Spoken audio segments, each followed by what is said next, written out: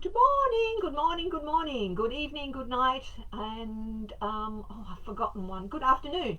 Um, Wherever you are, I'm so happy to see you and to have you here. Today's topic in the 30-day I Want to Be an Author Challenge is brilliant. It is learn more words. You can never know enough words, and I know that sounds odd, but bear with me. If you're writing for a particular reader, and every time you write something, you should be writing for a reader, right? Now, if you're reading, getting mixed up, if you're writing for a particular reader, you need to use the words that that reader uses, understands, and loves. If you're doing that, then you are doing everything that will draw the reader into your work. How do you do that, I hear you ask? Read, read, read, read, read, read.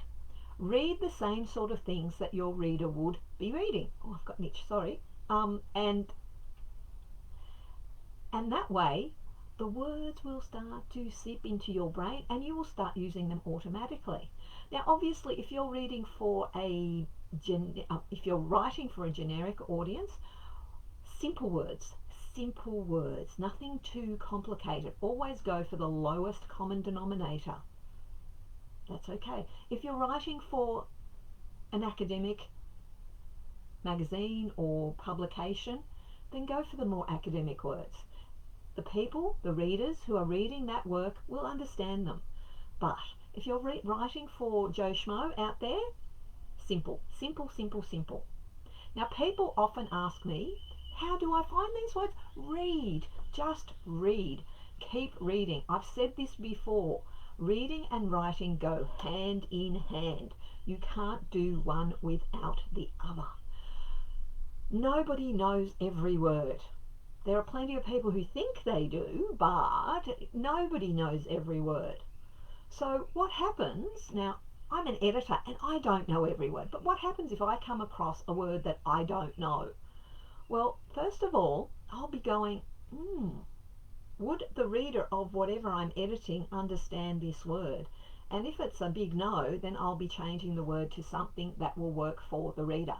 It's really important because, as I said before, you want to draw the reader into your work, because if you don't, as soon as the reader finds words that they don't understand, yeah, see you later, I'm going to read something I understand. And they will put down your book and never come back. Never buy another one of your books, never look at you again, because you are too hard.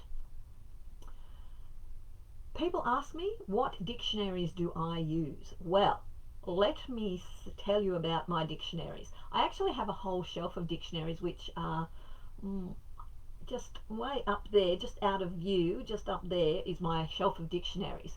But I also have, now bear with me because I'm not very good at this, I actually have a dictionary here. Oh, no, here. And you can see it there. That's a really, really big dictionary. That was printed in 1934, so it's getting on for nearly 100 years old. And it is a fabulous dictionary because it's got pictures and it's more like an encyclopedic dictionary. And it is just fun to read for the pleasure of reading. But day to day, I use my Oxford dictionary. It's my go-to.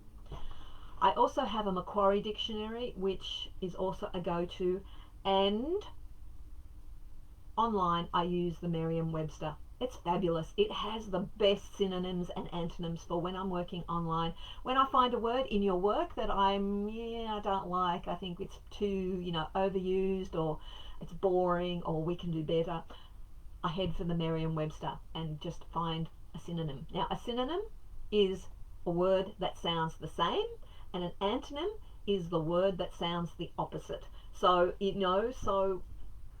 I know I'm not treating you as stupid, but people forget. People forget. I love words. Words are fabulous. And I can talk about this for hours, hours and hours and hours. So, the topic is read or learn more words. Just read. Just read. Read anything and everything. I used to drive my mother crazy when I was a kid because I used to read everything, every week, every day. The milk cartons, the cereal boxes, the labels on the labels. The labels on the gherkin jars used to drive my mother crazy, really bonkers. But anyway, I don't do that anymore because now I can read books and I love reading. As you can tell, probably I have a few books. That's it for today. As usual, I'm going to end by saying let's make 2022 the year of your book. It's not too late to get started. All you need to do is contact me and let's have a chat, obligation free, to find out how we can get you best started. I'm looking forward to seeing you again tomorrow. That's it for today. Bye for now.